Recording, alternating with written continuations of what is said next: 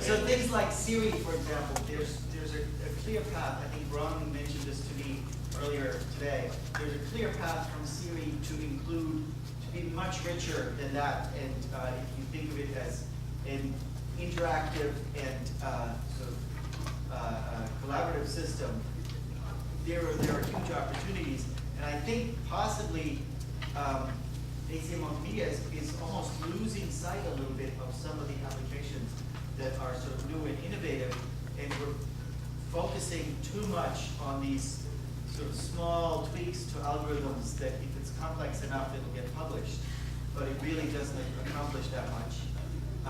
So I think there is this big side of applications and really building something new that is weird and different and so forth that we're losing sight of a little bit.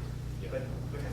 I just want to add some comments there because I actually talked to Alex regarding this exact same topics here. So I do think mobile maybe have a huge opportunity. Mobile is the major reason is that no one knows how to do bells in mobile enterprise. Google don't know how to do it. Facebook don't know how to do it. Anyone don't have a capability to do. I mean, at least go figure out how to make use of media in mobile.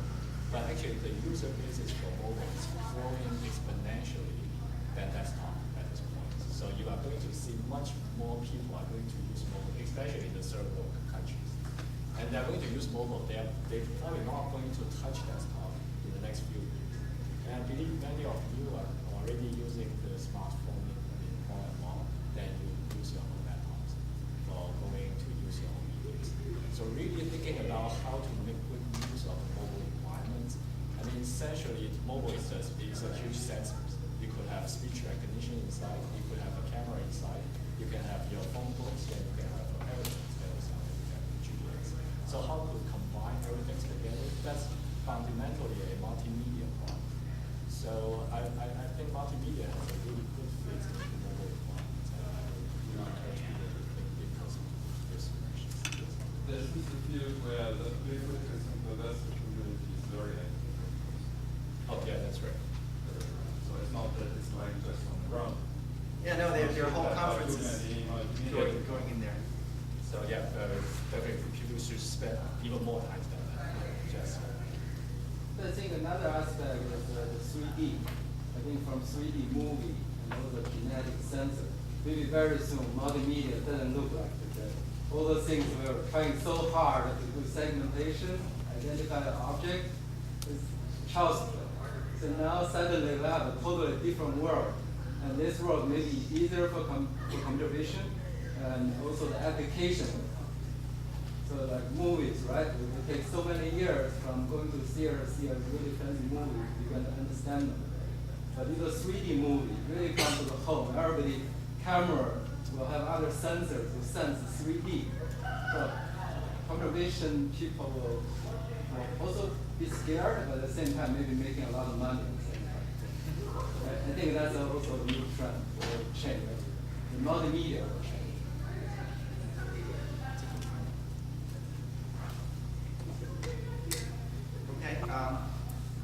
We are actually exactly at 5 o'clock, so we could wrap it up, or you guys can give your last words of wisdom. Everybody, and otherwise, be good. Let me add some comment to the mobile. I think mobile on mobile device there are already a lot of successful applications. For example, the barcode recognition or DVD cover or full cover recognition. But there are still a large improvement space for the generic object recognition. For example, even for the landmark recognition, although Google has a landmark recognition application, but I don't think anyone will seriously use that to recognize the landmark when you go to a new place. But I think the problem is about the coverage. I think how we can further increase the coverage of the backend database, how we can more reliably to recognize the landmark results. Very low error rate. Problem we need to further improve. I think a lot of technology needs to be improved on the mobile devices. It just provides new opportunities. think mobile is a good example of this. And in general, one place where computer vision can actually help is it can access visual data that you don't have good metadata for. So right now, search is basically driven by text data. It might be filtered by vision data, but it's still driven by text data. If you look at data that you get from mobile devices, it's not going to have any web page text associated with it. I mean, maybe you'll get some metadata from GPS or other types of information, but it won't be text-based metadata. So I think that's one reason why mobile data is exciting. It's one reason why it's exciting for computer vision. And in general, computer vision is, I think, useful in search still for exposing things that aren't exposed by text. So I think maybe that's one reason. Search is dead, but there's a lot of work to do on search as we move beyond. So yeah, one last conclusion I want to have is that I really think either multimedia or computer vision still don't have its killer applications at this point. And so somehow I will encourage everyone here, to think about what are the key applications of multimedia in general. So, like, what kind of things you can actually, what kind of multimedia technology you can actually use to solve a great humankind problem. And but this might sound big, but I think as a community, I think we are really missing from that perspective. If anyone can at least start thinking about that kind of problem, that would be a huge contribution. I don't know how to rebut that, but Well, Keo is a great example, right? He's starting exactly. on health. Okay, yeah. You can't say no. But I think clearly, identifying landmarks, on a mobile phone is not the killer app, and it's probably not going to change improve mankind. But I think it's also not the right problem. I think, if you think about mobile applications and how recognition might help or something like that, the world is a very dynamic place, and there are many things which are transient, and it's really activity-based. The world is an activity-based place, not so much about static objects. And I think that's where recognition has to focus. What is going on in a place, and to provide that kind of feedback from a system to a user when they take a photo or they capture a video or something like that in the real world. That would probably be very useful. I wanted to express some of my perplexity, which is related actually with the last question. And this is based on the experience I had last year as the program chair at ACM Multimedia and area chair, and also talking with many people, is that many of the papers at ACM Multimedia this year, we got these remarks from the reviewer saying this is not multimedia, it's computer vision. And it's kind of very surprising to me, I would say. And this is because this relates practically to object recognition, to even to object and text, so kind of traditional areas of ACM Multimedia in the last few years. And now many people realize that these are also treated in CVPR in computer vision, and they say, well, this is not anymore the right place for ACM Multimedia.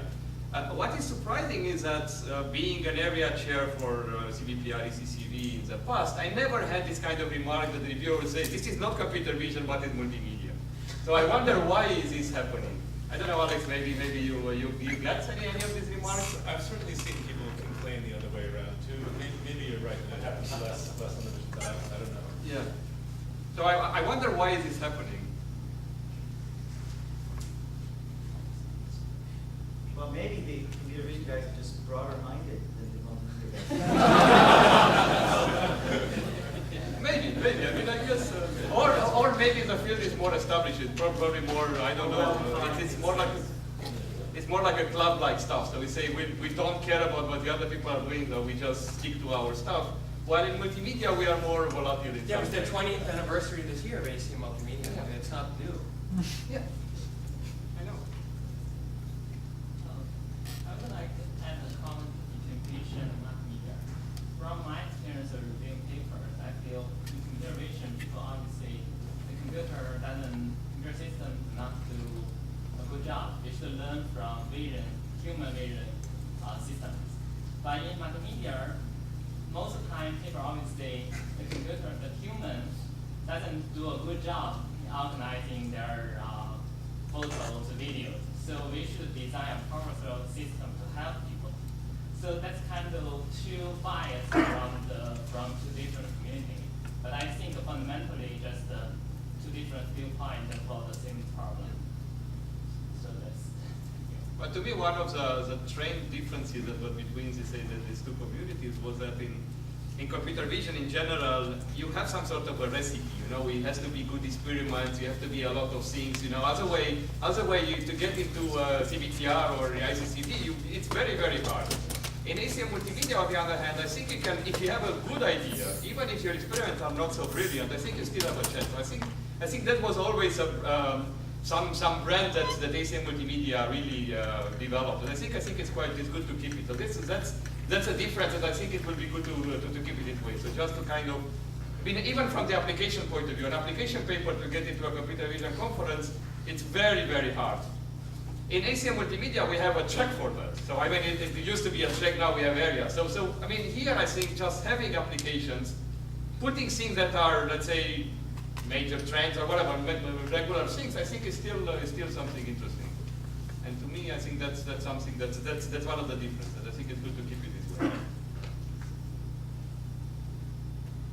Used to be that we would pride ourselves, well, we're the guys that work with really hard material like this broadcast video and so forth, and the computer vision guys would say, no, it's too hard, we need to stick with carefully recorded experiments where we know what's happening.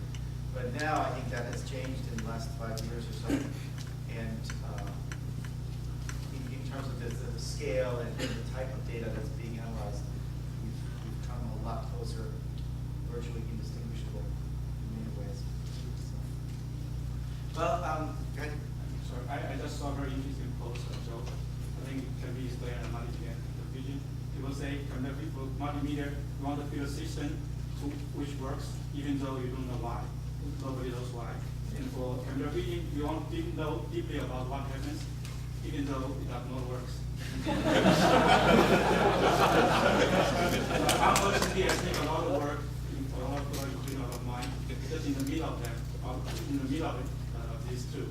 It either works. It does not work.